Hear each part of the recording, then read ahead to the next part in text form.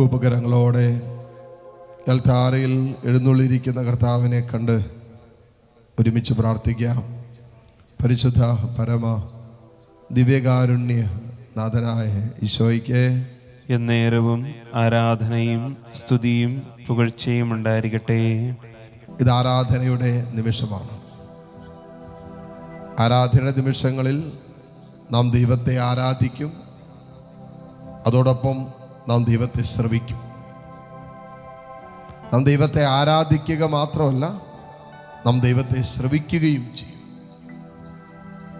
ഈ ആരാധന നിമിഷങ്ങളിൽ ദൈവത്തിന് നമ്മോട് പറയാനുള്ള കാര്യങ്ങൾ കൂടി ശ്രവിക്കുന്ന നിമിഷങ്ങളായിട്ട് ഇത് മാറട്ടെ. മനുഷ്യർ ഇന്നോളം പറഞ്ഞ പലതും നിന്റെ ഉള്ളിൽ മായാതെ മറയാതെ മുറിവേറ്റ ഓർമ്മയായിട്ട് ഇന്നും കിടക്കുന്നില്ലേ? എന്നാൽ ദൈവം സംസാരിക്കുന്നത് നീ കേൾക്കേണ്ടതുപോലെ കേട്ടാൽ നിനക്കത് സൗഖ്യമായിട്ട് മാറും. മനുഷ്യൻ പറഞ്ഞ വാക്കുകൾ നിന്റെ മനസ്സിൽ മുറിവുകളാണ് സമ്മാനിച്ചതെങ്കിൽ ദൈവം പറഞ്ഞത് കേട്ടാൽ ആ മനുഷ്യൻ പറഞ്ഞ വാക്കുകൾക്ക് മീതെയുള്ള മുറിവുകൾ കർത്താവിൻ്റെ സ്വരത്തിന് സുഖപ്പെടുത്താൻ പറ്റും. അതുകൊണ്ട് മക്കളെ, നമ്മൾ കേൾക്കേണ്ടത് കർത്താവിൻ്റെ സ്വരമാണ്. നമ്മൾ കേൾക്കേണ്ടത് നമ്മെ സുഖപ്പെടുത്താൻ കഴിയുന്നവൻ്റെ സ്വരമാണ്. നാം കേൾക്കേണ്ടത് നമുക്ക് പ്രത്യാശ തരാൻ കഴിവുള്ളവൻ്റെ സ്വരമാണ്. നാം കേൾക്കേണ്ടത് നമ്മുടെ ആത്മധൈര്യം ബലപ്പെടുത്തുന്ന കർത്താവിൻ്റെ സ്വരമാണ്.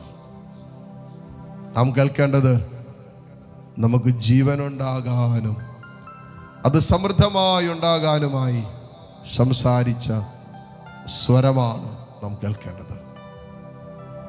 അപ്പോൾ നമ്മൾ പലതും ഓരോ ദിവസവും കേട്ടുകൊണ്ടിരിക്കുന്നവർ, പ്രഭാതം മുതൽ സായാഹ്നം വരെ എന്തെല്ലാം കാര്യങ്ങൾ, ഏതെല്ലാം ജീവിതങ്ങളിലൂടെ നമ്മൾ കേൾക്കുന്നവരാണ്.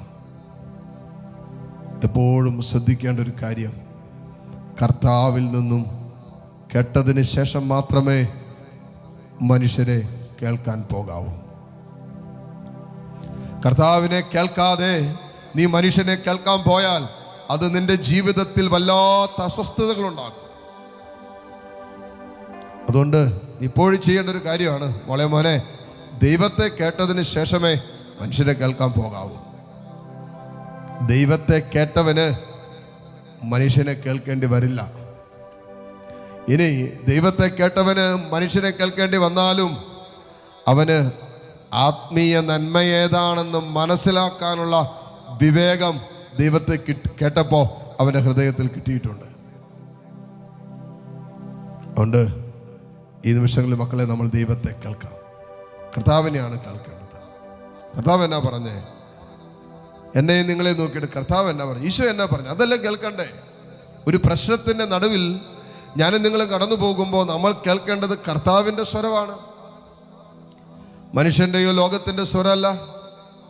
ജീവിതത്തിൻ്റെ അല്ലെങ്കിൽ ജീവിതത്തെ വല്ലാതെ പിടിച്ചുലയ്ക്കുന്ന അത്രയേറെ ആഴമേറിയ ജീവിതത്തിൻ്റെ വേദനയുടെ ഘട്ടത്തിലൂടെ അനുഭവത്തിലൂടെ കടന്നു പോകുമ്പോൾ കേൾക്കേണ്ടത് കർത്താവിൻ്റെ സ്വരമാണ്. യോസേപ്പിതാവ് തൻ്റെ ജീവിതത്തിൻ്റെ ഏറ്റവും സങ്കീർണമായ ഒരു അനുഭവത്തെ അഭിമുഖീകരിച്ചു കൊണ്ടിരിക്കുക. തൻ്റെ ഭാര്യയായി കടന്നു വരേണ്ടവൾ ഗർഭിണിയായി കാണപ്പെട്ടു. എന്ത് ചെയ്യും? നാട്ടുകാരോട് ആരോടെങ്കിലും അഭിപ്രായം ചോദിക്കാൻ പറ്റുമോ? അല്ലെങ്കിൽ ചോദിക്കാൻ പറ്റുന്ന വിഷയമാണോ? അല്ലെങ്കിൽ ചോദിക്കാൻ ഔസേപ്പിതാവ് പോയോ? പോയില്ല. മറ്റാരുടെയെങ്കിലും അഭിപ്രായം തേടാൻ ഔസേപ്പിതാവ് പോയില്ല. നാട്ടിലേക്ക് ഇറങ്ങിയില്ല, ബന്ധുക്കാരിലേക്ക് ഇറങ്ങിയില്ല, കൗൺസിലറിനെ കാണാൻ പോയില്ല, ഒരു മനുഷ്യനെയും കാണാൻ യോസേപ്പിതാവ് പോയില്ല. അത് ഹൃദയത്തിൽ സംഗ്രഹിച്ചുകൊണ്ട്, ഹൃദയത്തിൽ ഏറ്റെടുത്തുകൊണ്ട്, അതിൽ ഏറ്റവും നന്മയായിട്ടുള്ളത് എന്താണെന്ന് ദൈവത്തോട് ചോദിച്ചുകൊണ്ടേയിരുന്നു. അപ്പോ രാത്രിയുടെ യാമങ്ങളിൽ സ്വപ്നത്തിലൂടെ ഈ കർത്താവ് സംസാരിച്ചു. സ്വപ്നത്തിലൂടെ ദൈവം സംസാരിച്ചു. നമ്മുടെ സ്വപ്നങ്ങൾ പോലും ദൈവത്തിൻ്റെ സ്വരമായിട്ട് മാറണം.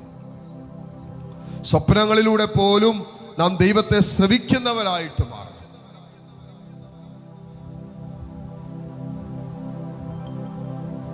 അതിന് കാരണം, അങ്ങനെ സ്വപ്നങ്ങളിൽ ദൈവസ്വരം കേൾക്കാൻ പറ്റണമെങ്കിൽ മക്കളെ, നമ്മുടെ ജീവിതത്തിൻ്റെ എല്ലാ അസ്വസ്ഥതകളുടെയും വേദനകളുടെയും ജീവിത സാഹചര്യങ്ങളുടെയൊക്കെ നടുവിൽ കർത്താവിനെ നിരന്തരം കേൾക്കുന്നവരായി ജീവിക്കാൻ നമുക്ക് പറ്റണം. അപ്പോഴാണ് നമ്മുടെ സ്വപ്നങ്ങൾ നമ്മളോട് ദൈവാലോചന പങ്കുവയ്ക്കുന്നത്. നമ്മുടെ സ്വപ്നങ്ങൾ പോലും ദൈവാലോചന പങ്കുവെക്കുന്ന അനുഭവമായിട്ട് മാറുന്നത് നിരന്തരം നാം ദൈവത്തെ ശ്രവിക്കുന്നവരായി നമ്മുടെ അനുദിന ജീവിതത്തിൽ ജീവിക്കുമ്പോഴാണ്. അപ്പൊ കർത്താവ് നമ്മളോട് പറയും ചില കാര്യങ്ങൾ മുൻകൂട്ടി കർത്താവ് നമ്മളോട് ആവശ്യപ്പെടും. ചില കാര്യങ്ങൾ നമ്മുടെ ജീവിതത്തിൽ ചിലത് കർത്താവ് ഓർമ്മപ്പെടുത്തി തരും. സംഭവിക്കുന്നതിന് മുമ്പേ ചില വിഷയങ്ങളെ കുറിച്ച് ആത്മാവ് നമുക്ക് പ്രചോദനങ്ങളും പ്രേരണകളും തരും. ഒരു സംശയവുമില്ല. കാരണം എന്താ? നീ നിരന്തരം കേൾക്കുന്നത് ദൈവത്തെയാണ്. അവൻ ഇന്നലെയും ഇന്നും എന്നും ഒരാൾ തന്നെയാണ്. അവൻ ആദിയും അന്തവുമാണ്. അവനെ നിന്റെ നാളെക്കുറിച്ചും അറിയാം. അതുകൊണ്ട് മോളെ നിന്റെ കർത്താവ് പറയുന്നത് എന്താ? നീ എനിക്ക് വിലപ്പെട്ടവനാണ്, നീ എനിക്ക് പ്രിയങ്കരനാണ്, നീ എനിക്ക് മതിയായവനാണ്. അമ്മ മറന്നാലും ഞാൻ നിന്നെ മറക്കില്ല. നീ ഒറ്റപ്പെട്ടു പോയവളല്ല, നീ തിരസ്കരിക്കപ്പെട്ടവളല്ല. എനിക്ക് നിന്നെ വേണം എന്നാണ് ഈശോ പറയുന്നത്. നീ രോഗിയാണെങ്കിലും എനിക്ക് നിന്നെ വേണം. നീ പാപിയാണെങ്കിലും എനിക്ക് നിനക്ക് വേണം. നീ തകർന്നവനാണെങ്കിലും എനിക്ക് നിന്നെ വേണം. നിന്നെ ലോകം ഉപേക്ഷിച്ചാലും എനിക്ക് നിന്നെ വേണം എന്നാണ് ഈശോ പറയുന്നത്. അതല്ലേ കേൾക്കണ്ടേ? ലോകം പറയും നിന്നെ ആർക്കും വേണ്ടെന്ന്. ലോകം പറയും നിന്റെ ജീവിതം തീർന്നെന്ന്. ലോകം പറയും എല്ലാം അവസാനിച്ചെന്ന്. ലോകം പറയും ഇനി മുന്നോട്ട് പോകാൻ പറ്റില്ലെന്ന്. തമ്പുരാൻ ഒരിക്കലും അത് പറയില്ല. നിന്റെ മനസ്സ് തളർത്തുന്നതൊന്നും ദൈവത്തിൻ്റെ അതിരത്തിൽ നിന്നും വരില്ല മോനെ. ചീഞ്ഞളിഞ്ഞ് ദുർഗന്ധം വമിക്കുന്ന അവസ്ഥയെ നോക്കിയിട്ട് കർത്താവ് പറയും എന്താണെന്നറിയാമോ? ജീവനുണ്ട് കേട്ടോ, പേടിക്കണ്ട. ജീവനോടെ പുറത്തു വരും കേട്ടോ. മനുഷ്യൻ നോക്കിയപ്പോൾ ചീഞ്ഞളിഞ്ഞ് ദുർഗന്ധം വമിക്കുന്ന ലാസറിന്റെ കല്ലറയ്ക്കുള്ളിലേക്ക് യേശു നോക്കിയിട്ട് യേശു പറഞ്ഞു, പേടിക്കണ്ട, ജീവനുണ്ട്, ജീവനോടെ വരുന്നു. ഇതല്ലേ മക്കളെ വിശ്വസിക്കണ്ടേ? അതുകൊണ്ട് ഇന്നോളം മനുഷ്യൻ പറഞ്ഞത് കേട്ട് നിന്റെ മനസ്സ് തളർന്നെങ്കിൽ, ലോകം പറഞ്ഞത് കേട്ട് നിന്റെ ജീവിതം വല്ലാതെ ഭാരപ്പെട്ടെങ്കിൽ, മറ്റുള്ളവരുടെ വാക്കുകൾ നിന്റെ മനസ്സിനെ വല്ലാതെ തളർത്തിയെങ്കിൽ, നീ കേൾക്കേണ്ടത് കർത്താവിൻ്റെ സ്വരം, അവൻ്റെ സ്വരം മാത്രമാണ്. അതിനൊന്ന് ആഗ്രഹിച്ച് അതാണ് നിന്നോട് പറയുന്നത്. നീ ഏതവസ്ഥയിലാണെങ്കിലും എനിക്ക് നിന്നെ വേണമെന്ന്. കരങ്ങൾ രണ്ടു ഉയർത്തിപ്പിടിച്ച് ഏതവസ്ഥയിലും എന്നെ സ്നേഹിക്കുന്ന കർത്താവ്, ഏതവസ്ഥയിലും എന്നെ ചേർത്ത് പിടിക്കുന്ന എൻ്റെ കർത്താവ് ഈ അൾത്താരയിലുണ്ട്. ആ കർത്താവിനെ ആരാധിച്ചുകൊണ്ട് ഏതാനും നിമിഷം താഴ്ന്ന സ്വരത്തിൽ സ്തുതിച്ച് പ്രാർത്ഥിക്കാവോ? Hallelujah, hallelujah, hallelujah. യേശുവേ ആരാധന, ആരാധന, ആരാധന, ആരാധന, ആരാധന. ഹല്ലേലൂയ. യേശുവേ ആരാധന, യേശുവേ ആരാധന, യേശുവേ ആരാധന. ഈശോയെ ആരാധന, ആരാധന, ആരാധന, ആരാധന. കർത്താവേ ഈശോയെ ആരാധന, യേശുവേ ആരാധന, യേശുവേ ആരാധന, യേശുവേ ആരാധന, യേശുവേ ആരാധന, യേശുവേ ആരാധന. Hallelujah, hallelujah, hallelujah. യേശുവേ ആരാധന, യേശുവേ ആരാധന. Hallelujah, hallelujah, hallelujah. ഈശോയെ ആരാധന, യേശുവേ ആരാധന. Hallelujah, hallelujah, hallelujah. ഈശോയെ ആരാധന, ആരാധന, ആരാധന. മുട്ടുകുത്താൻ സാധിക്കുന്ന എല്ലാ മക്കളും ഈ നിമിഷം മുട്ടുകുത്തുന്നു. മുട്ടുമേലായിരിക്കും. കർത്താവിൻ്റെ വലിയ കരുണ ഒഴുകിയിറങ്ങിയ നിമിഷങ്ങളാണ്. കരങ്ങൾ തുറന്ന് ഈശോയിലേക്ക് നീട്ടിപ്പിടിക്കാം. ദിവികാരൻ ഈശോ നമ്മെ ആശീർവദിക്കാൻ ഒരുങ്ങുന്ന നിമിഷമാണ്. കർത്താവിൻ്റെ അനന്തമായ സ്നേഹവും കരുണയും നമ്മുടെ മേലുണ്ട്.